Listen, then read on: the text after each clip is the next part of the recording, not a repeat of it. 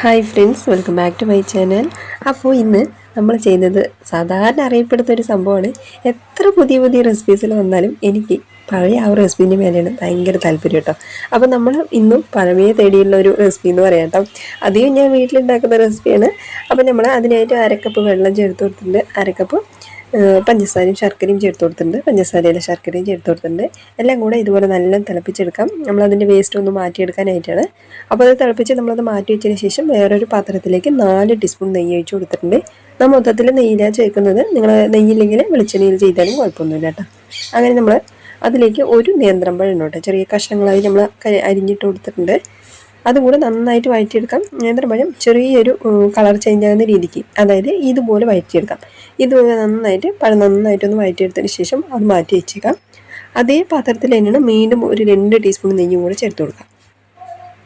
അങ്ങനെ വീണ്ടും 2 ടീസ്പൂൺ നെയ്യ് ഒഴിച്ചു കൊടുത്തതിന് ശേഷം നട്ട്സാണ് കേട്ടോ, നമ്മുടെ അടുത്തുള്ള നട്ട്സ് ചേർത്ത് കൊടുക്കാം, ഇല്ലെങ്കിലും കുഴപ്പമൊന്നുമില്ല കേട്ടോ. അന്ന് അവർ കുഴിക്കുന്ന സമയത്തും നട്ട്സുകളൊന്നും ചേർക്കാറുണ്ട് കേട്ടോ.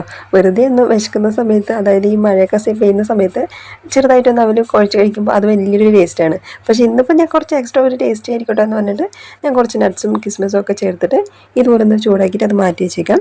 വീണ്ടും അതേ പാത്രത്തിൽ തന്നെ കേട്ടോ ഞാനിപ്പോൾ എടുക്കുന്നത് വെള്ള അവലാണ്. നിങ്ങൾ മട്ട അവലാണെങ്കിൽ അത് ഏതാണെങ്കിലും കുഴപ്പമില്ല കേട്ടോ. അപ്പോൾ നമ്മൾ 1 കപ്പ് അവലാണ് കേട്ടോ ഇതിലേക്ക് ചേർക്കുന്നത്. അത് ചേർത്തതിന് ശേഷം നമ്മൾ ചെറുതായിട്ടൊന്ന് ചൂടാക്കിയെടുക്കാം. നന്നായിട്ട് മുരിച്ചെടുക്കേണ്ട, ചെറിയൊരു കളറും കൂടെ ചേഞ്ച് ആവേണ്ട, ചെറുതായിട്ടൊന്ന് ചൂടാക്കി എടുത്താൽ മതി കേട്ടോ. ചെറുതായിട്ട്, അതായത് നമ്മുടെ ആ നെയ്യിൻ്റെ മണമൊന്ന് ഈ അവലിലേക്ക് ഇറങ്ങാനായിട്ടാണ് ചെറുതായിട്ടൊന്ന് ചൂടാക്കി എടുക്കാൻ പറഞ്ഞത് കേട്ടോ. അങ്ങനെ ഇതുപോലെ ചൂടാക്കിയതിന് ശേഷം നമ്മൾ ശർക്കര വെള്ളം ഉണ്ടല്ലോ, അത് നമ്മളിതിലേക്ക് ഒഴിച്ചു കൊടുക്കണേ. മൊത്തത്തിൽ ഒഴിച്ചു കൊടുക്കുന്നുണ്ട്. ഒഴിച്ചു കൊടുത്തതിന് ശേഷം നന്നായിട്ടൊന്ന് വേവിച്ചെടുക്കാം. നന്നായിട്ട് വേവണ്ട, ഒരു നമുക്കറിയാമല്ലോ, സാധാരണ നമുക്ക് അവൽ നനയ്ക്കുന്നതൊക്കെ നമുക്ക് അറിയുന്നതല്ലോ. അപ്പോൾ അതുപോലെ തന്നെയാണ്, ചെറുതായിട്ടൊന്ന് സോഫ്റ്റായാൽ മാത്രം മതി. അപ്പോൾ നന്നായിട്ട് വെള്ളമൊക്കെ ഒന്ന് വറ്റി നല്ല സോഫ്റ്റായി വരട്ടെ. അങ്ങനെ ഇതുപോലെ വരട്ടെ, നമ്മൾ കുഴഞ്ഞിട്ടില്ല, കറക്റ്റായിട്ടുള്ള സോഫ്റ്റ്നെസ് കിട്ടിയിട്ടുണ്ട്.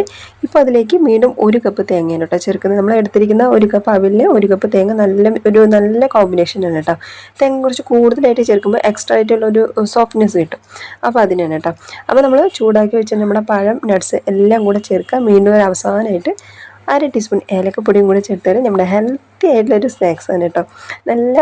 നല്ല മഴ പെയ്യുന്ന സമയത്ത് ചായയും കുറച്ച് ഇതുപോലെ അങ്ങോട്ട് അവലൊക്കെ കുഴച്ചതും എല്ലാം കൂടി അങ്ങോട്ട് എടുത്ത് കഴിക്കുമ്പോൾ ആ ഒരു ദിവസത്തെ ആ ഒരു ഫീലിങ്സ് ഉണ്ടല്ലോ, അത് ഭയങ്കര ഒരു എനർജി പോലെയും ആ ഒരു ഓർമ്മകളൊക്കെ ഇങ്ങോട്ട് തിരിച്ചു കൊണ്ടുവരുന്ന പോലെയും ഒരു അടിപൊളിയായിട്ടുള്ളൊരു സ്നാക്സാണ് കേട്ടോ. ഇതിപ്പോൾ അധികം അറിയുന്നവരാണെങ്കിലും എന്നാലും ഞാൻ ജസ്റ്റ് ഒന്ന് ഇട്ട് കൊടുത്തെന്ന് മാത്രമേ ഉള്ളൂ.